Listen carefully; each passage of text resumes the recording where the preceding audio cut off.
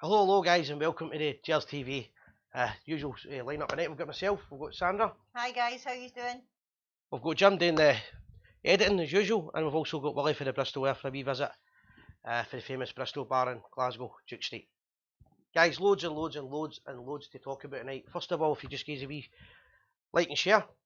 Just like, subscribe to our page, guys, and share as much as you can for us. Tonight's show is dedicated to Rangers legend Tam Forsyth. We're going to skip I've got a caller later on. My brother Scott's going to speak about Big Tam, and we're going to ask people just to put as many messages as what they can, their thoughts and whatever they remember, and any special memories in Big Tam. A proper Rangers legend for the good old days. Yep. Treble winner. Played in that great Scottish Cup final. Scored the goal. All that kind of stuff. All your memories of Big Tam. The show's dedicated to his memory. We're also going to do a wee tribute to Fernando Rickson on the new book release. Yep. And we'll have a wee chat about the game and the games coming up and anything else viewers want to talk about.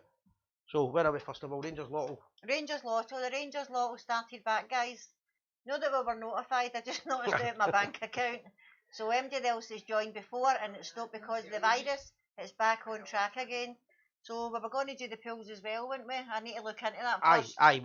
The syndicate that we've got for the Rangers Lotto just continues. So if anybody else wants to join the Rangers Lotto, let us know and we'll send you the wee joining form out to you. The welcome pack. Aye, the welcome pack. We'll get that out to you. And the money goes to Rangers Youth Development, and so it's a development, so sort of do with the Rangers Training Centre and the young players and things like that. But we're going to do the pools, but we'll announce the pools next week when we get information how it works. And what we're going to do, guys, alright? Yeah, Gary Kenmore says the mics are perfect tonight. There you go. That's thanks to William. William is William the technical genius. He doesn't just fling you at the pub. Good. Right, Colin Muir, hello there. How you doing? Warren Rainey, hello Warren. Loads. Gary Kenmore, Gadgy John, is that Jonathan Smith? Andrew C. Smith. Mark Dunnett, how you all doing, guys? Aye, so guys, before I start, just if everybody could like the show, as many likes we get, the more people get to watch. Share it for us, guys. We'll get as many pages as you can. Doesn't need to be Rangers pages. Get us out there. Like away. Right. So I want to quickly talk about the game at the weekend, right? And I don't think there was a lot to talk about. But I'm always upfront and honest, and I know a lot of times you tell it how it is. People don't like it. I've said this for 2 years now. I stick by it. Mark Warburton had one plan. It was Plan A. And he was basically told to leave the club because he didn't have a plan B, and it was for the best at the time. I'm worried now when I watch Rangers in 3 years, and in the last 3 years I don't see how we're progressing when it comes to the smaller teams. Are we progressing in Europe? Yes, we're better. We're a far better outfit. But we need to win the league this season, and we don't know how to break down these teams. I didn't see anything different at the weekend for what I've seen. Plan B. Aye, I would be lying, and I hear people telling me that look at the pitch, this, that, and that, right?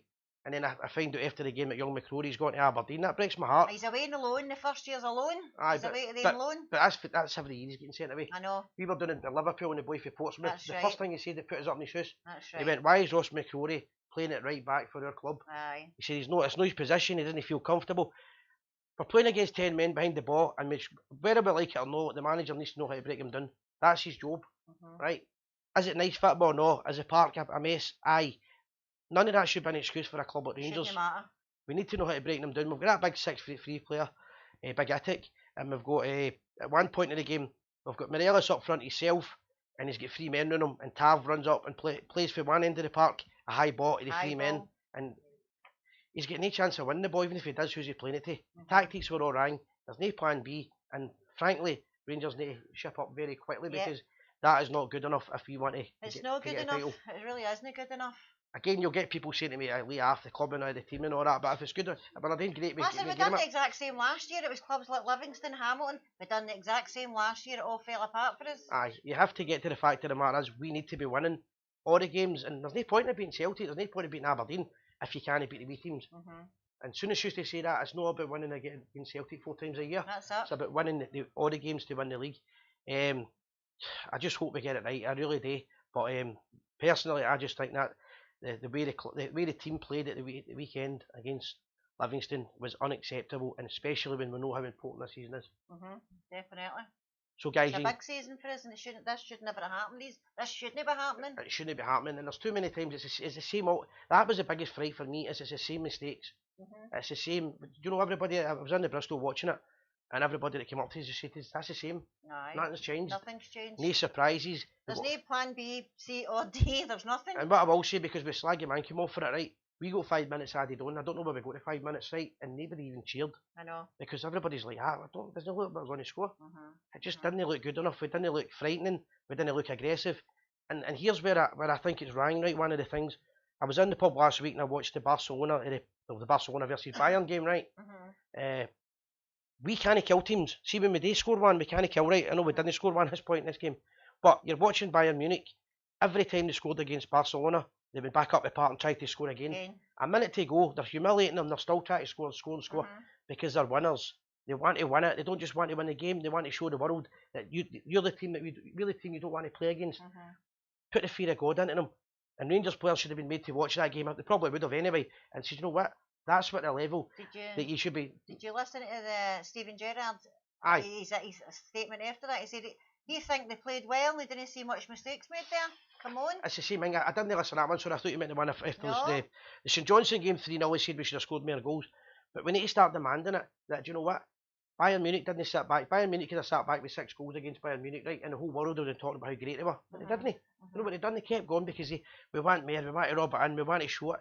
That's what football's all about. And a club like Rangers, to be sitting back against all these teams, or not sitting back, but lying in their morals when they get 1 or 2 up, we constantly can't kill teams off. Aye. And now we've got that mentality. When you're struggling against Livingston, in my opinion, that's when it comes back in. Like, are we going to score the goal? Big teams will no problem with me. I know. It's just these so-called Diddy teams, as they call them, right? They're no Diddies when we're playing them. They're playing their heart out. This is the biggest game of the season for them. And we've got to match it. If it's the biggest game of the season for them, it should be the biggest game of the season for us. Every game should be the biggest. We missed the Rebo. I've seen Warren's making a point. We missed the Rebo big time, but we shouldn't be missing one player. We should be able to change the tactics. It's not about one player. And we should be able to, I mean, Hadji never done much, you know what I mean? The guy's got so much skill. Aye, and there's so many, I see him, there's so many things happening, and you're thinking to yourself, that's the same old, it's no changing. So guys, let us know your thoughts on it anyway, but I just feel it's worrying when things don't change. What Andy Graham says, they need to change tactics, and it's not working. When it's not working, and it's not working, it's what we're doing isn't working, so it's something has to change. You need all the good managers change things, right? And you watch them. I'm a big critic. Now, we've never done this at the weekend, and I'm not blaming this. I'm just talking about football. I'm a big critic of the 5 subs. I don't like it. I don't like it either. And bringing 3 and 4 subs on at one time, I definitely don't like, unless it's a friendly and it's a laugh and a joke. Teams will use that bit for wasting time and offside, or they change things like that. Aye, and when we done it last week against St Johnstone, we done it and it killed the game. Too many subs. I don't like that stuff, but that's nothing to do with the Livingston game. So, quite simply, we weren't good enough. They played a good tactic. It worked for them because they're only caring about themselves. Yeah.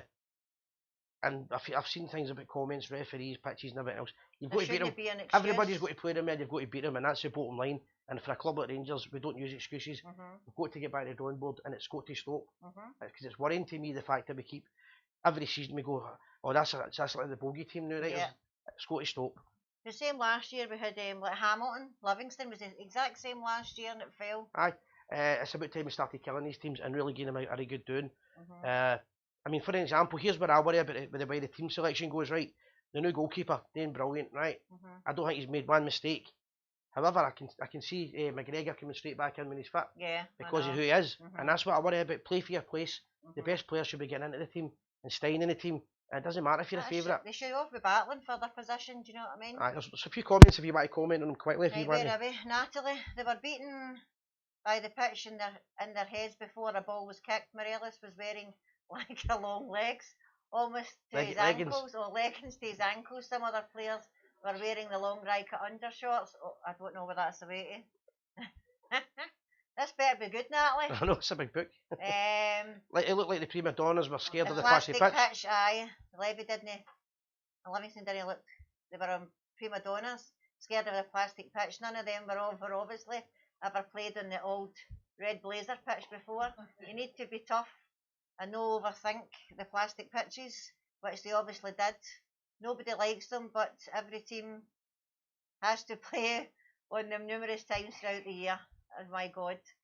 Get Rangers starting the type of pitch, playing their heads. My God, The mentality Natalie, is wrong. The mentality is wrong. wrong. The only thing I'll disagree with that, I'm not disagreeing with what you're saying, Natalie, but one big problem with what you're saying, at Rangers training ground, I think we've got 3 or 4 of the pitches, right? They might be better quality than everything else.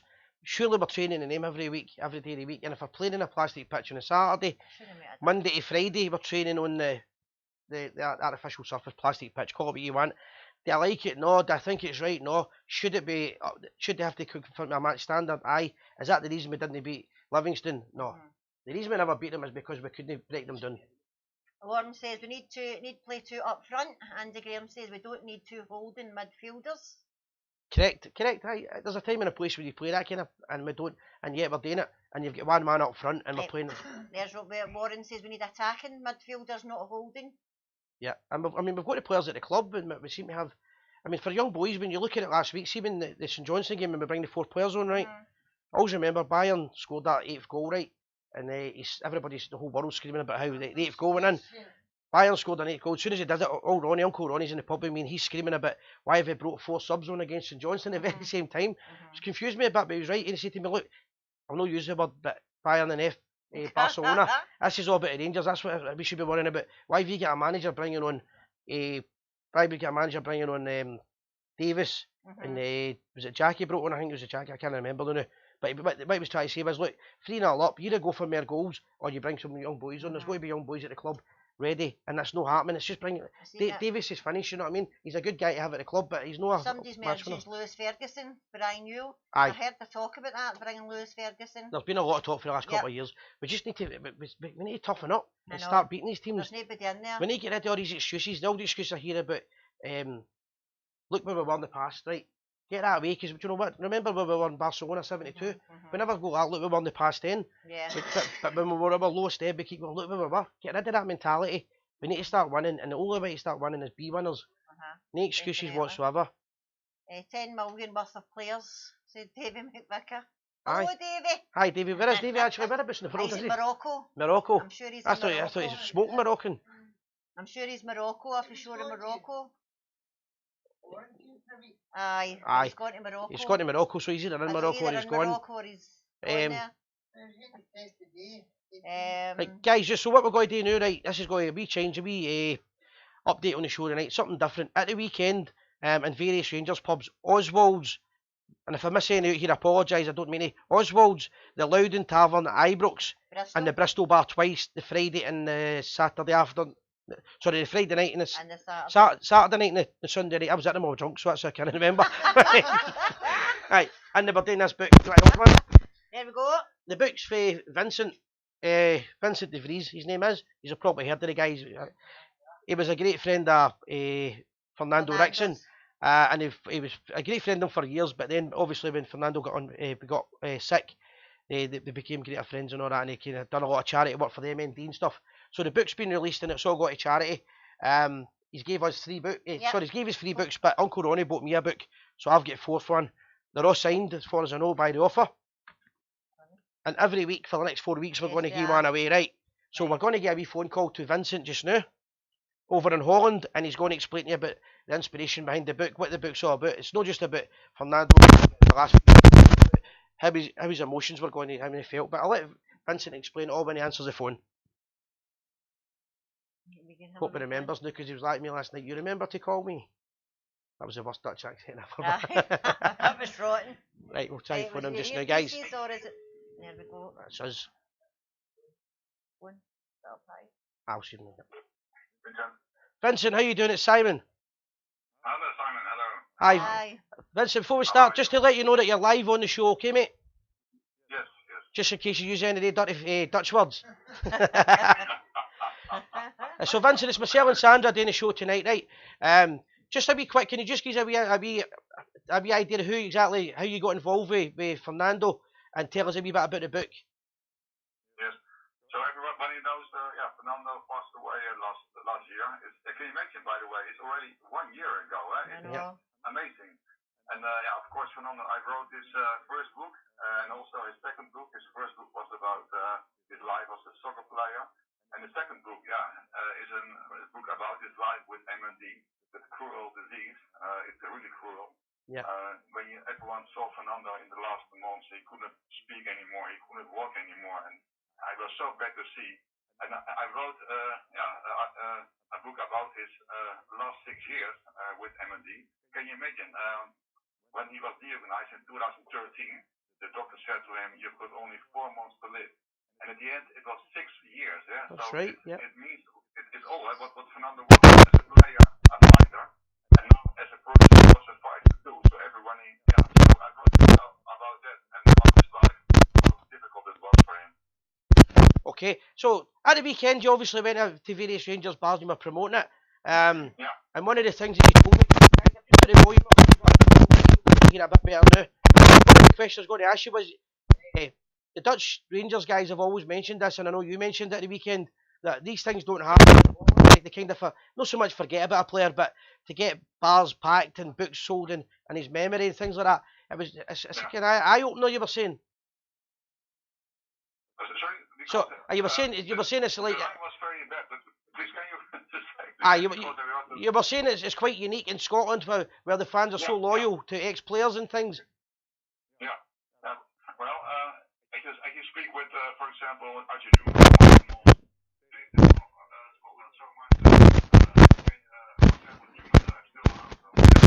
he likes the mentality.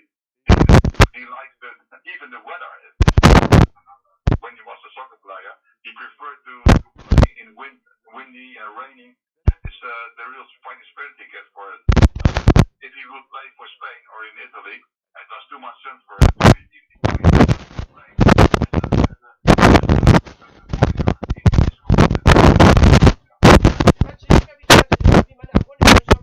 Should do it tonight. I'm going to plug it in. I'll try because a lot of guys are struggling to hear it. I'm going to try and put it through my earpieces just for a minute, just so people hear you better. There's one there. Give me 2 seconds, mate. It's just that I think it's because of the feedback for the thing. There we go. Aye, so I can hear you. So, guys, that should be a bit better. Please apologies if it wasn't the best of sound. So, Vincent, tell us a wee bit about the last about your inspiration behind it, and some maybe a wee story behind it from the book.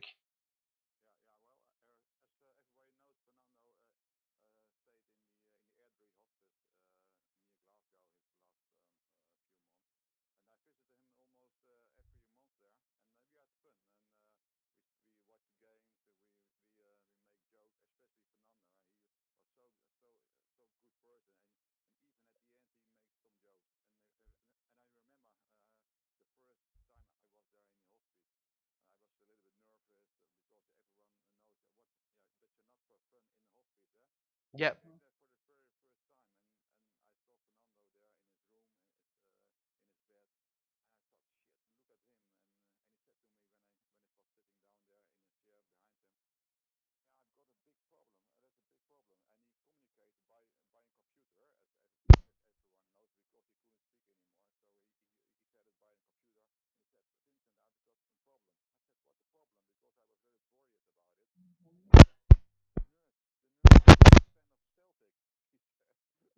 Vincent, give me 10 seconds of my wee audio issue now. There's no sound on that at all now. Aye, 2 seconds, Vincent. I've just a wee sound issue I've got. Just trying to get it back on. Aye, I'm still here. It's just I've got an issue with the sound on the outside. We'll just get the audio guy fixing it. We better with the mic plugged in, I think. No, I'll take 10 seconds. I'm just getting it fixed now.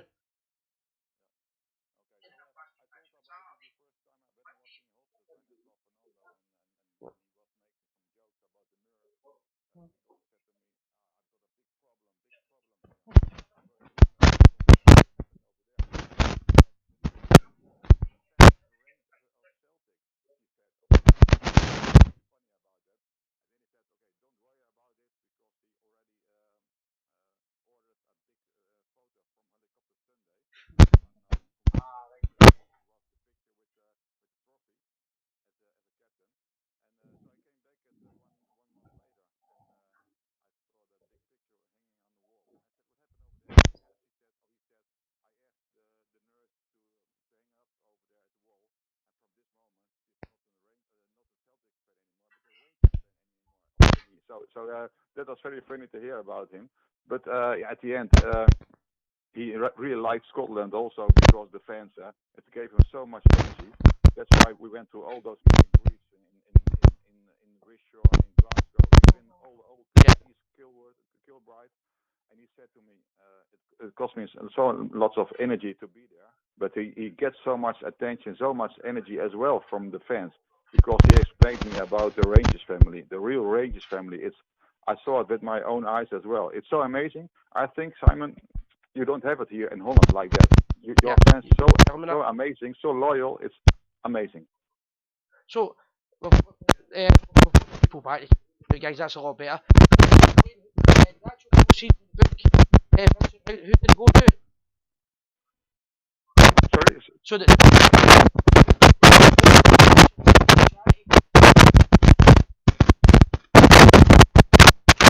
I can you hear me okay now? Please try call again, because the line is really bad right now. Aye, it was a phone Holland. I'm just asking, where does the actual proceeds of the book, where it goes to? I mean, it's going to MD and family.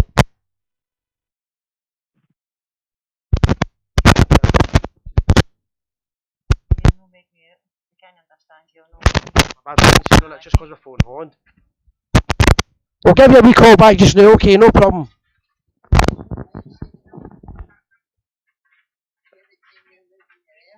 I know, I'll go through it. Right, give my phone back and we'll get him. Guys, we're just getting this sorted now, sorry. It's a phone call to Holland on the computer, it's so hard to get.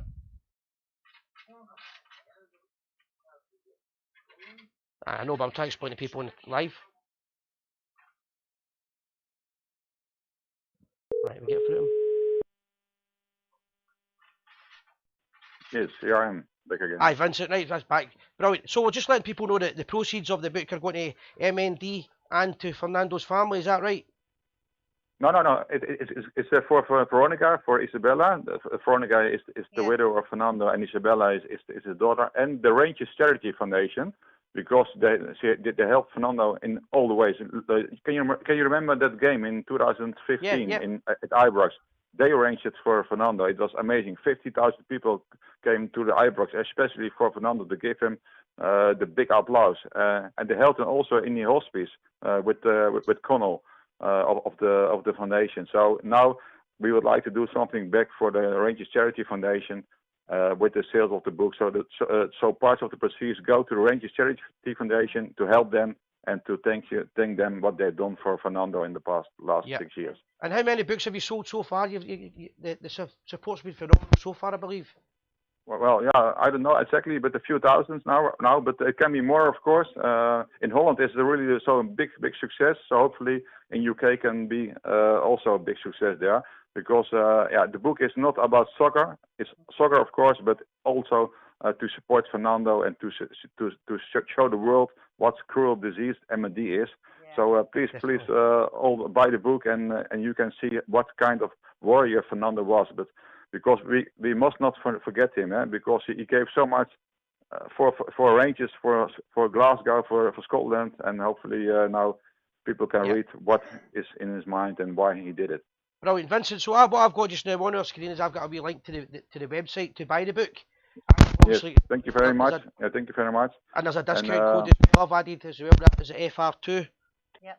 Yes. For the you get a discount if you put that code on the website, and then you give it for 15 euro of Australian pound, and they deliver it for free to your address. So that's nice. Well, listen, on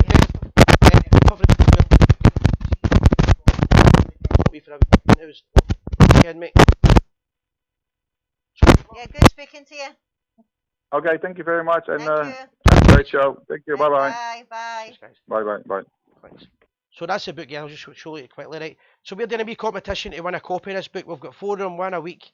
Guys, let me know my mic's alright, because if so I can change it. It's fine now. It's fine now, so stop just rubbing against it. I'm trying not to, it's because I've got big hood. Don't live. Chance to win the book. How do you win the book? Right, the question is, answer the first person to answer the question, or the first one I see on the screen, and the question You're very excited, aren't you? How long did Fernando play in his first Old Firm game? How long did he play? So the first person I see on the screen wins this book. No, yet. No. Right, so Sounds went. mind there's a 30-second delay on it. I'm going to swap my mic pack here whilst we're doing that.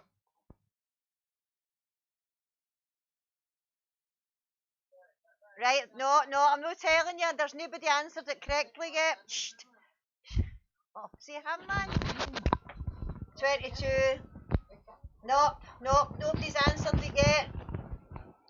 No. Right, guys, just let me be thumbs up. Let me know my mic sounds better now. Should sound better. Right, there we are. Lee Edgar is the first one to answer it right on the screen. Lee Edgar, you've just won. What you want to go tell him, David? You're that excited. Lee Edgar, you've just won the book. So, we'll get it to you if you just message the page and I'll get this book to you. So there you go, Lee Edgar was the first one to answer. Guys, give me the thumbs up, just let me know you hear this alright. Right, that was right, so that's Edgar. the book promotion. It's Fernando Rickson. You get a chance to win the book there, but you can also buy it for anybody that's wanting to buy it. It's a great cause to support us, obviously, for his wee girl and his ex-wife and things like that. Vincent had phoned for Holland there. There was issues, it's just but the system we've got for it for Holland, sometimes, I mean, it's abroad, it does cause issues, and sometimes my boob rubs against things. Went away and left us to Morocco, and then we had to hijack William for the Bristol. Right, anyway, it was 21 minutes was the answer for Fernando Rickson. Right, Lee Edgar, if you message the page with your details, we'll get the book to you. Right, so next one, we're going to get a wee phone call now. We're going to chat about Rangers legend that passed away at the weekend.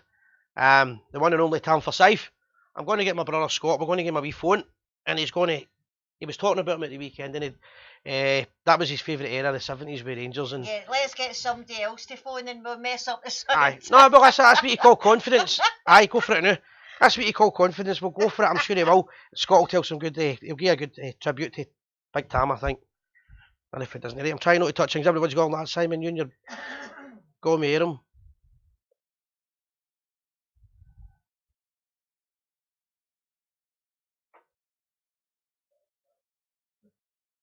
Hi Scott, it's Simon here. Hi Scott.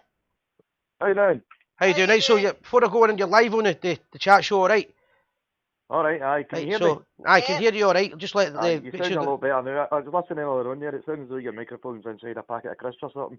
That's the usual with him, Scott, that's the usual with him. It's because I had them in my underwear and I've obviously been a bit crusty.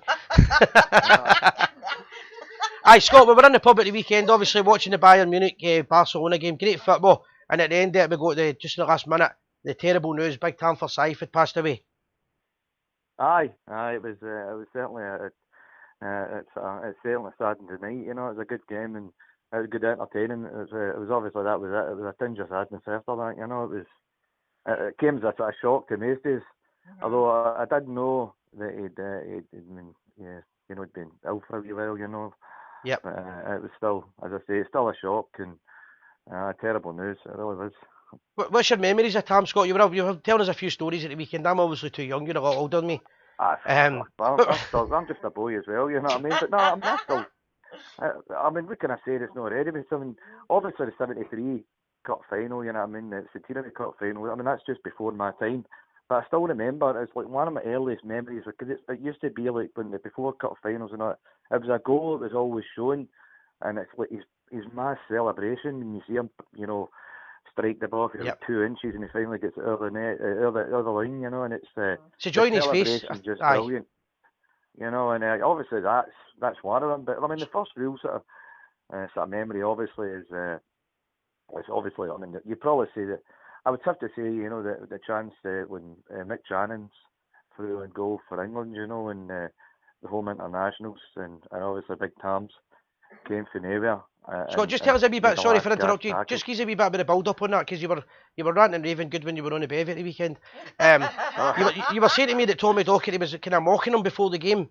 Right. Well, he wasn't really mocking him. I believe he was mocking him really when he compared him to pretty much a cart horse, didn't he? And he became, because he left the Scotland job sure to become the manager of Man United. Yep. And he obviously favoured his own Martin Buchan. And he considered Martin Buchan a thoroughbred and a far high standing player than Big Tam. But apparently news filtered through to Big Tam, and he took inspiration for it.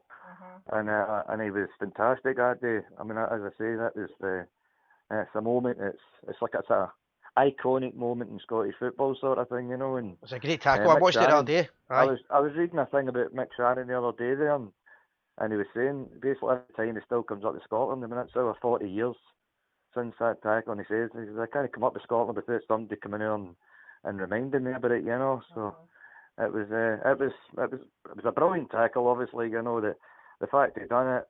I mean, the celebrations, and obviously Scotland became the British champions. They won. They beat England 2-1 that day, and the days when Scotland were Scotland. Oh, it was a brilliant time to be a Scotland supporter back then, and the brilliant players and the actual the support as well. I mean, it's obviously far different, far removed from the Tartan Army of the day. You know, I've not got a great deal of time for them, as you know yourself nowadays. But certainly back then, the whole Scotland scene, the players, the atmosphere, and everything about it. You know, it was a far better time to be a Scotland supporter. It was a great time.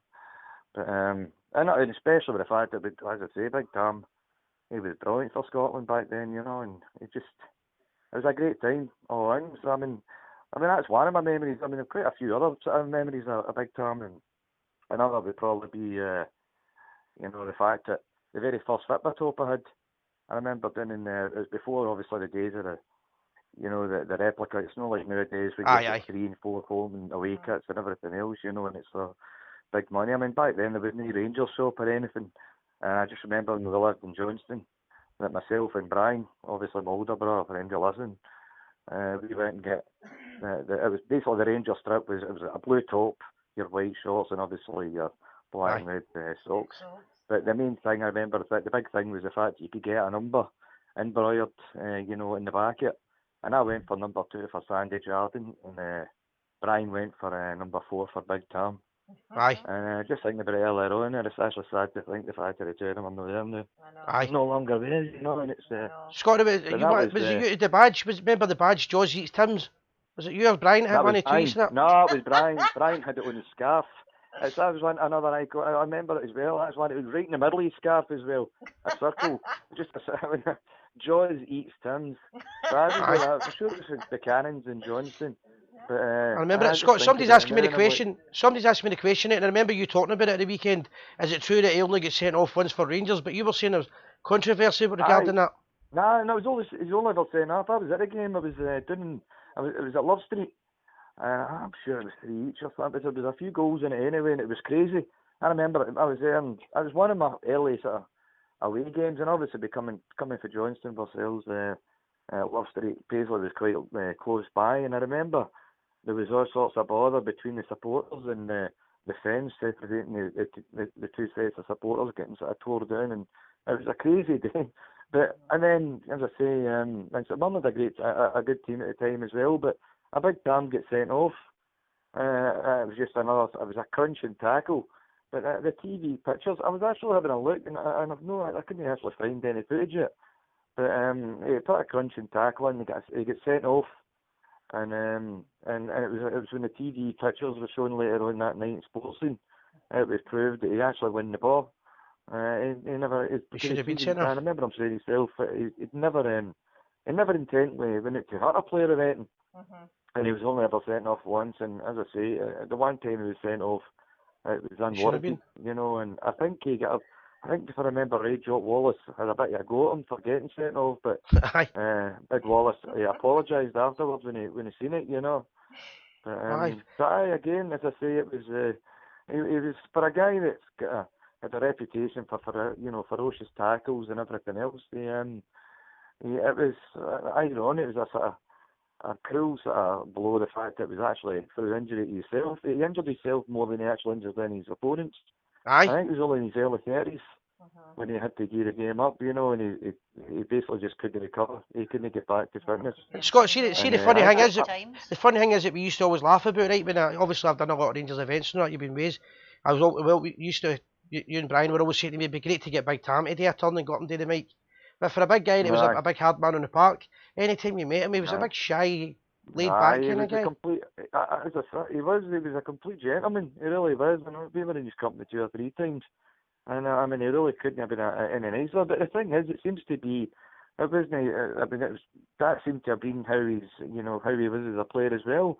That he gave everything on the park. He was ferocious, but off the park, as I say, by all intents and purposes, he was a complete gentleman even back then in his playing days. But we certainly knew him, in recent years. And again, he was a lovely guy.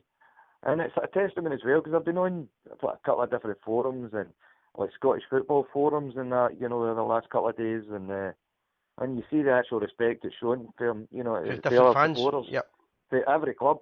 And it's unusual for to see a player, play for Rangers or Celtic that's not get any kind of negative vibes to him whatsoever. They were all sharing their own personal memories, and it's a mark of the man that it was all good memories.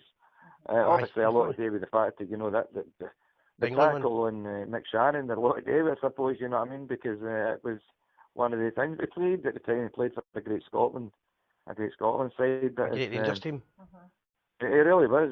But like I say, I just wish with guys like Big Tam playing for us now, and obviously Sandy, and a lot of. Then again, but the way the game's now been sanitised, you probably find.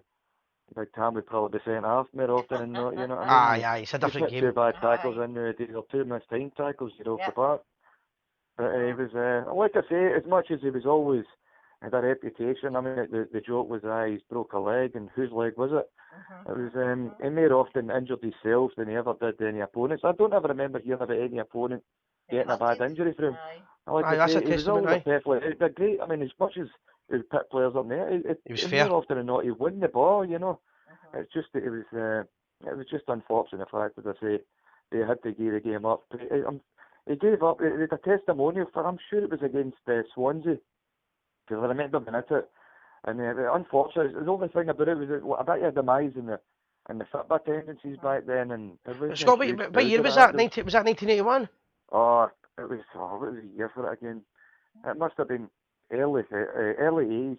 I'm sure that was the first game. I'm sure Brian took me in my first game, and that was Rangers Swansea. So it might have been a testimonial game. It was early 80s anyway. I think it was about 82. I don't think it was any later than that. Aye. But there wasn't much. It wasn't a huge crowd. I'm sure it was Swansea that played. And but I mean, again, I think he kicked the game off. But he couldn't even really play in the game or anything, So I mean, I think it was his knees that he was in. Basically, he couldn't play anymore. He wasn't far off it. It was just it was unfortunate the fact that happened to him. But yeah, it was a cracking. It was a crack. Obviously, one of the players, as I say, iconic moments. The goal at Hampden in the '73 Cup final, and obviously that moment against Mick Shannon. I mean, that for itself. Another thing, Scott, he never shy to admit he's a big Blue Nose. So proud to be a Rangers player as well. Oh, I mean, don't get me. I mean, I'm not even. I know he was a big favourite with the Motherwell fans as well. Obviously, yeah, aye. I remember him saying that a lot of Motherwell fans wouldn't speak to him after he left Motherwell to come to Rangers.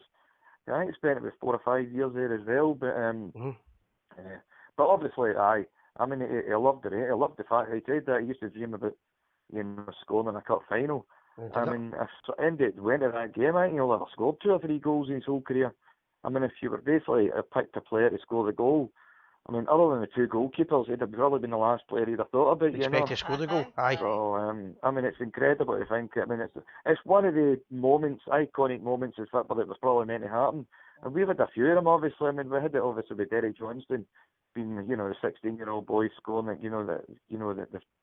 The winner, being the youngest boy ever scoring a cup final. We also had Kai Hansen as well, the first foreigner, to score in the cup final. We've had a few iconic moments like that, but like I say, it's Big Tam. It's just terribly sad, the fact that it's happened. As I say, 71. He has. I mean, really, in this day and age, it's not a great innings, but a lovely big guy, and really sad. No, brilliant, Scott. Great call. Thanks for calling us tonight and sharing your memories of Tam Forsyth. Enjoy the rest of the show. Okay, good to hear from you, Scott. Okay. Cheers. Right, cheers.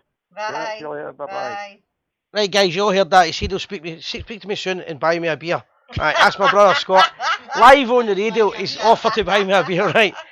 Everybody's heard that, right? That's it confirmed that he's going to buy me a pint. Good call, guys. I think I'll agree. It's my brother Scott. Tam Forsyth, Rangers legend, Rangers man, gentleman, lovely guy. I've met him so many times in life, and just even though known as a football player, just iconic, but nice big guy that didn't show off well for it. Like just go on with life. Aye, I forget you just can't hear it. Scott was saying he thinks it was against Swansea City that his testimonial was, and he could only play for 10 minutes. He reckons. But guys, if we're wrong with that, if Scott's trying to let us know, he thinks it was Swansea City for the testimonial. But great, quickly again, guys, any memories you've got yourself a big time, let us know. Hey Warren, great call. Robert McLaren says, great call, Scott. Yep. Donna Robertson, thanks, Scott. Great call, very interesting. Andy Graham, nice tribute, the Gers TV. I've said it about a million times for the last 2 years now to get Scott involved with the Gers TV, but he's always too busy grafting, right? Too busy grafting, so you ever get off him. But I might be trying to get him on once a month or something, because Big Mark Dingwall's going to do a few things for us, but it'd be good if we could do that as well. Aye, it was Rangers versus Swansea City in 1983, 27 for the 3rd, 1983. The attendance was 10,000, he was right, Scott said that, it wasn't a big attendance. And it was 6-3 to Rangers. I don't know if I was at that game, man. My first ever game was against Swansea City, and it was Swansea, I'm sure, and it was an enclosure, but I would have been a baby. My first ever game was Rangers and Hibs, and I think it was 1979. Aye. It's hard when you remember back in the old Ibrox and all the old days and all that. Williams laugh. But no, great. Absolutely fantastic. I'm sure everybody. Aye, the 70s Rangers team, aye. Fantastic days, guys. We're going to get Warren. I think he's going to call in a couple of minutes. Warren, we'll get you on it. We'll get him on the new if he's ready to call.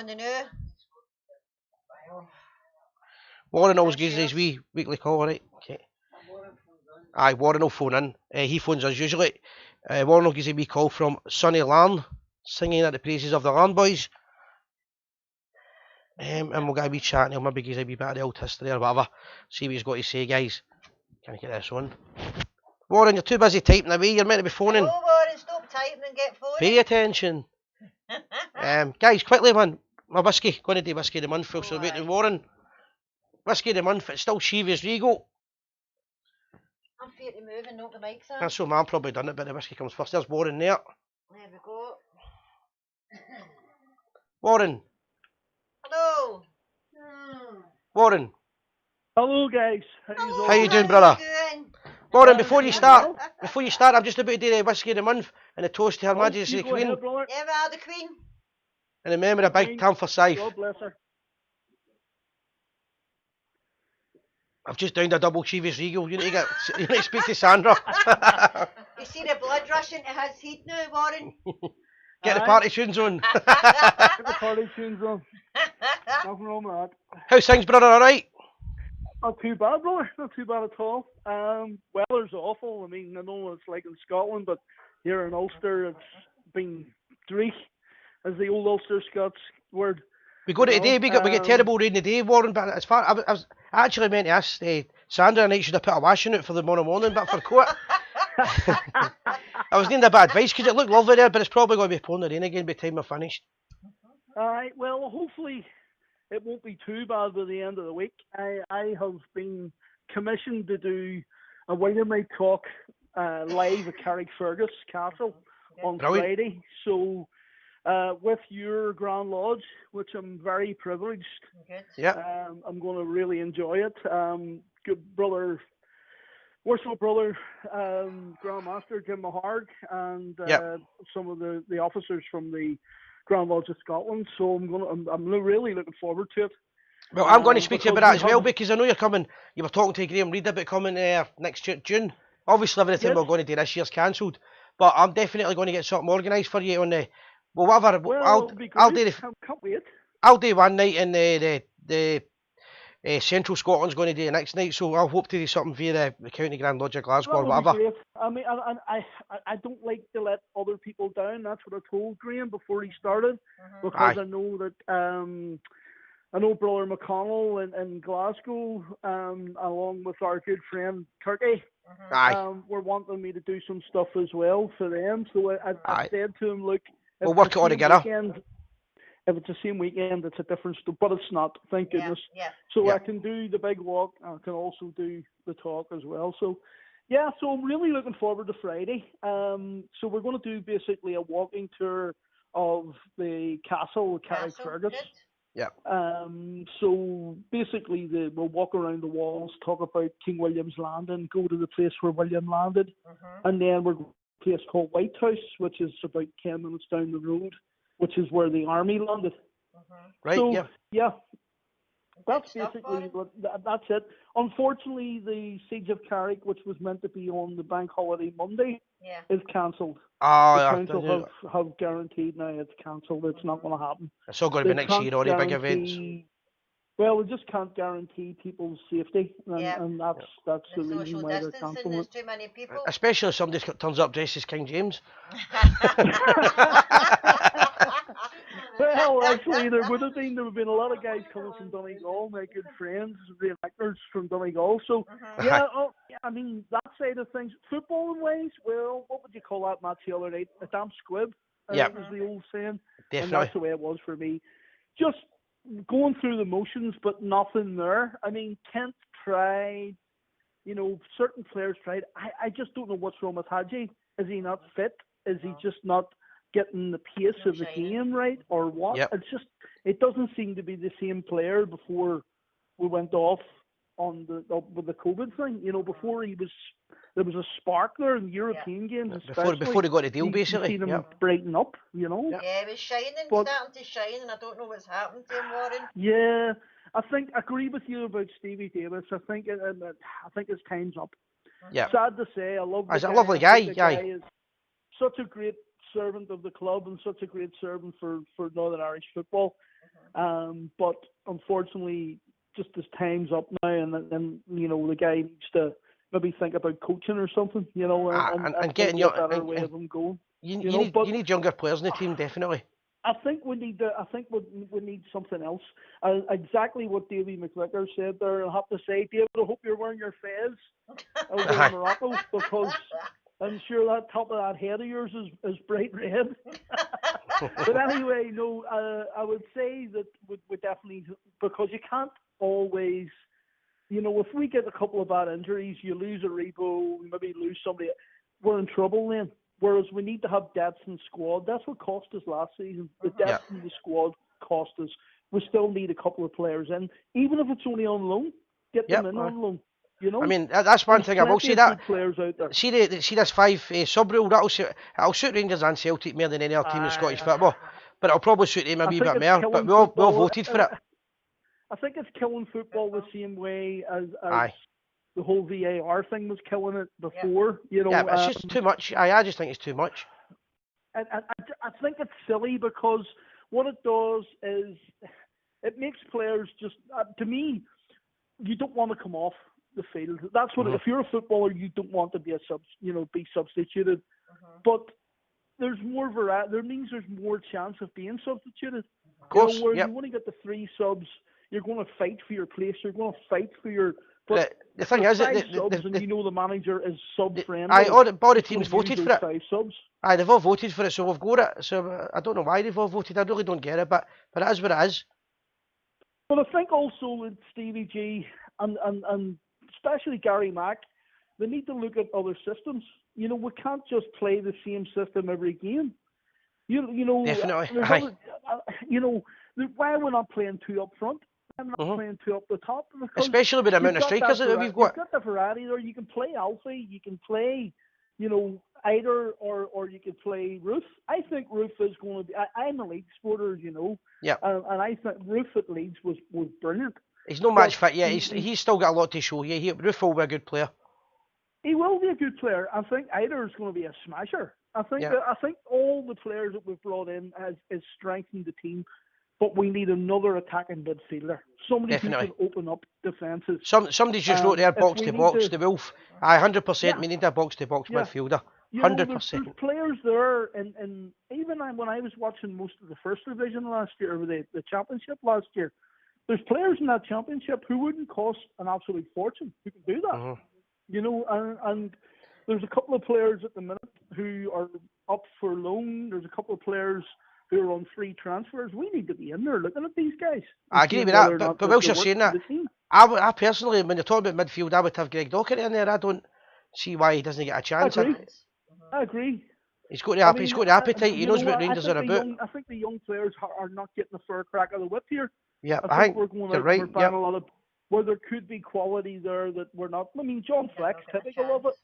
You know, exactly. we got rid of John Fleck far too early, and now John Fleck was one of the best players last year in the Premiership for Sheffield United. Yeah, you know, he's at the top of his game now. We need somebody who is attacking, who can change games, who can turn defenses inside out with passing.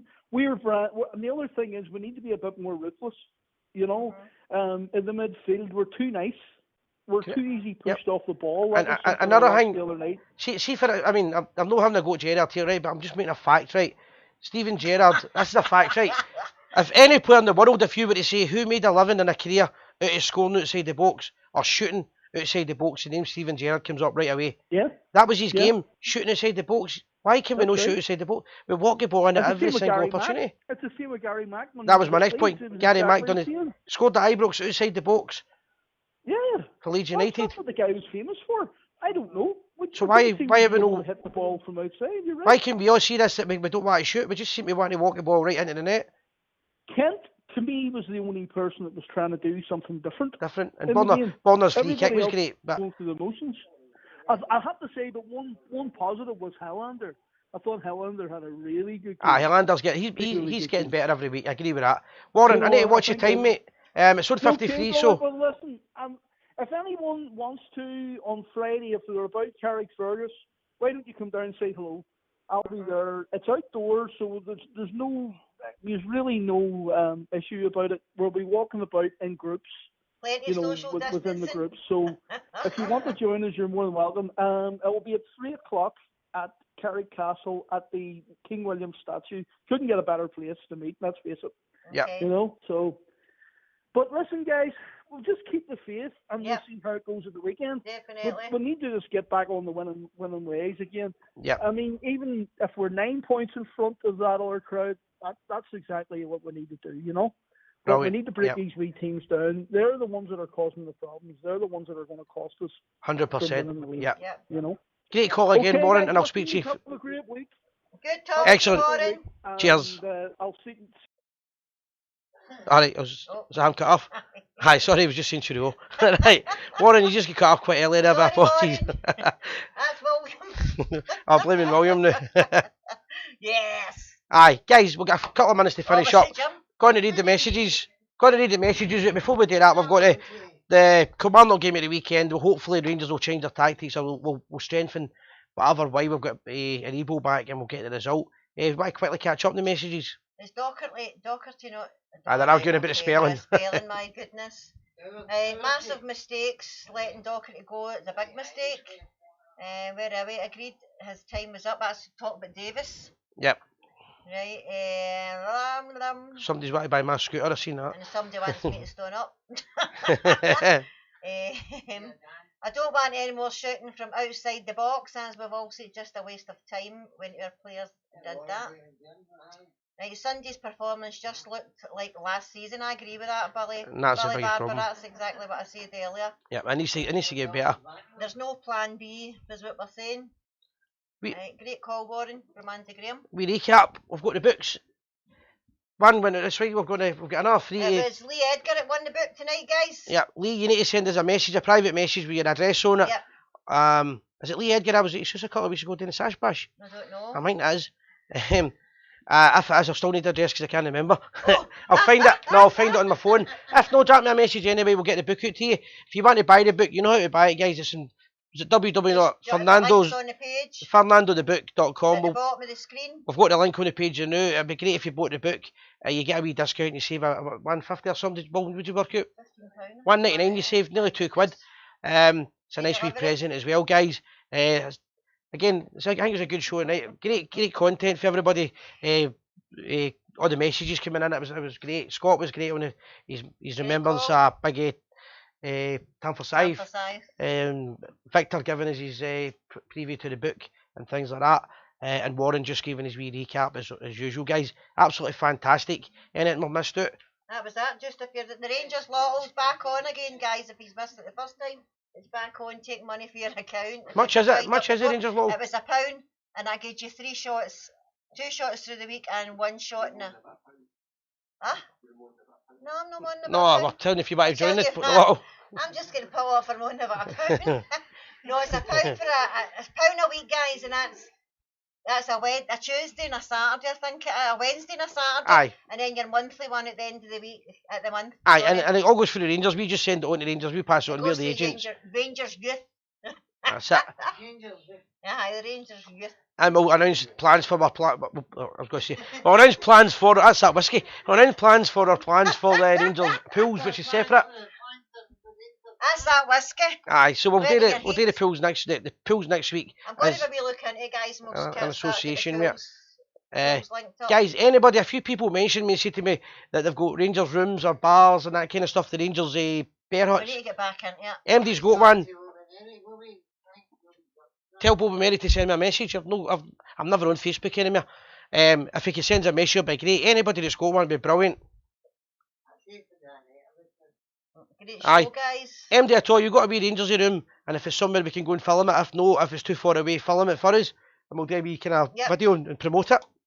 So get in touch, guys. Anything you want to find out, just get in touch with us. Anything you need to know, get in touch. We'll see you again next week. Before I forget, just a big thanks to William for helping us out for the Bristol bar. Thank you, William. See you next week. 600 Duke Street. If anybody's want a drink, he's on the round next week. Right, and always remember, guys, we are the people.